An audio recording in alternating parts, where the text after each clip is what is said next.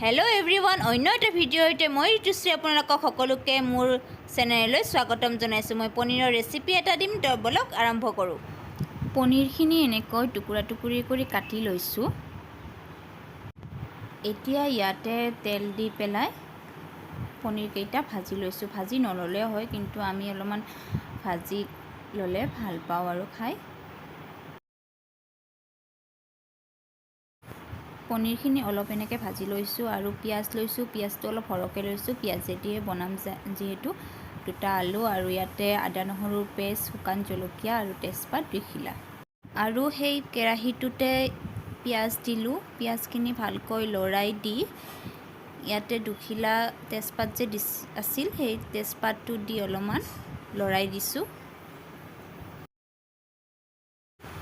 এতিয়া আদা নহৰুৰ পেষ্টখিনি দি পেলাই ভালকৈ লাৰি দিম, আৰু যেতিয়া গন্ধটো থাকে তেতিয়া ভাল নালাগে, সেইকাৰণে অলপ গন্ধটো নোযোৱালৈকে ভাজি থাকিম।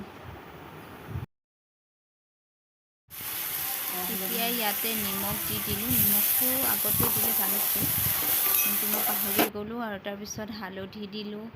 হালধিটো দি এতিয়া ভালকৈ লৰাই দিম। এতিয়া এইখিনি ভাজা হৈ গ'ল মোৰ। তাৰ বইল কৰি থোৱা আলুখিনি ইয়াতে দি দিলোঁ। দি এতিয়া ভালকৈ লৰাই দি পানী দি দিম।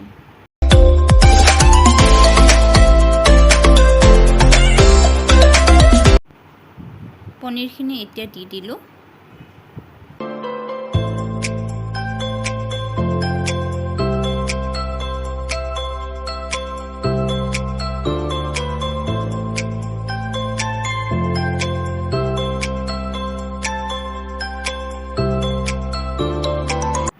আৰু মোৰ পনীৰ তৰকাৰীটো হৈ গ'ল। মই ৰুটি দি খাম, যিহেতু মই অলপ গ্ৰেভি কৰিছোঁ। আৰু ভাল লাগিলে ভিডিঅ'টো like, comment, share and subscribe কৰি দিব।